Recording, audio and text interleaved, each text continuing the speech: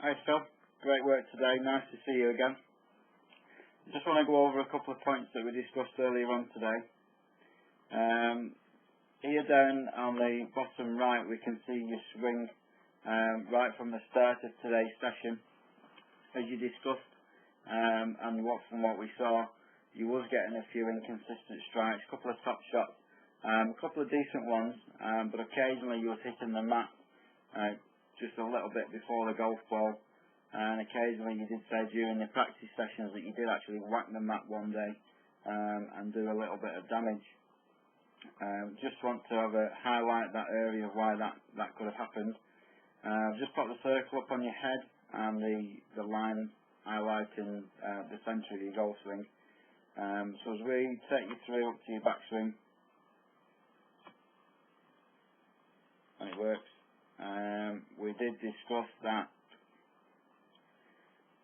your right leg does straighten quite a bit, which holds your hips in position there nice and centre, which is good, which is okay. Don't mind your right leg or your hips staying where they are. Ideally you want to keep that right knee a little bit flexed, but the cause of your problems there was the amount of movement you've got to the right hand side with your head and your upper body. You can see how they've moved out of that circle. Now ideally for you to return back to the correct position of impact, you're now going to have a big movement with your upper body to return back to that position and get back to the golf ball. On this occasion,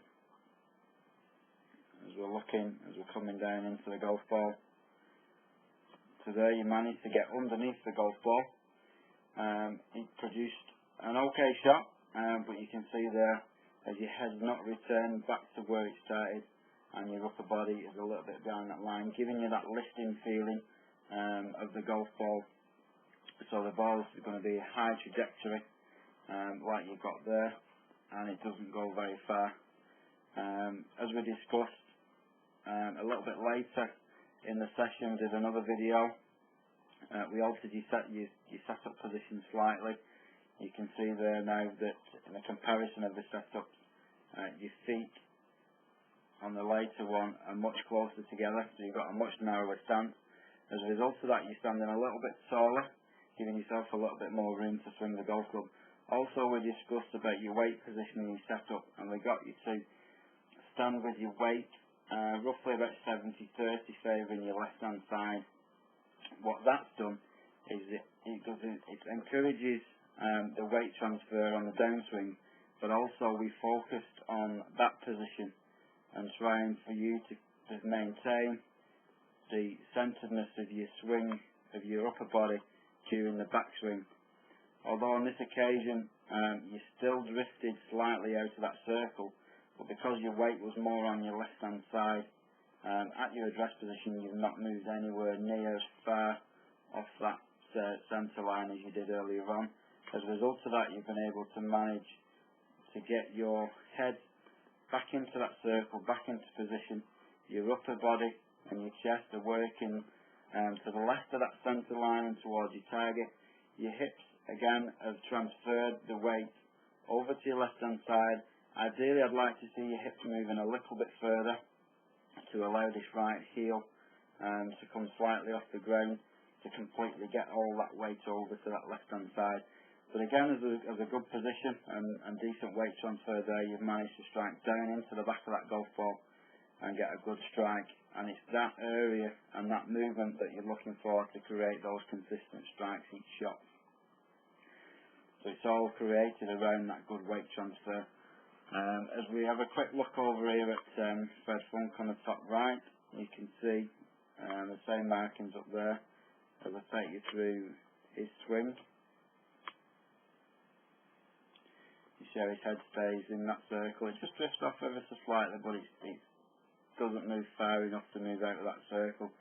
But you see he's got a nice movement to that left hand side coming into the golf ball, where his head's nice in the circle, his upper body is working to the left and towards his target, and his hips have moved and transferred completely over to that left hand side. You see there his right heel has just come up off the floor as he's hitting the golf ball. So that's creating a nice position, a nice downward strike onto the golf ball and creating those consistent strikes for him. The other area that we discussed, you did actually hit a few balls out to the right. As an highlight of that area, just keep checking that left hand grip, making sure that when you take your setup you can see two knuckles on that left hand. Occasionally there it was creeping a little bit round to the left so you could only see one knuckle. Also, if you can see two knuckles, just make sure that you're rotating your forearms through impact. So as you swing your golf club, your forearms need to rotate in order for you to swing the golf club correctly. So it's really important that you rotate those forearms back through impact so the club face squares off, and then they continue to rotate after impact, just to ensure that the ball continues moving towards your target. So again, over the week, if you continue to work on that setup position with your feet a little bit closer together, weight favouring that left hand side to encourage that downward strike on the golf ball, and also working on those drills that we discussed regarding the rotation of your forearms. If you've got any problems, just give me a call or send me an email. You keep on working with those. You're doing really well. I look forward to seeing you next week.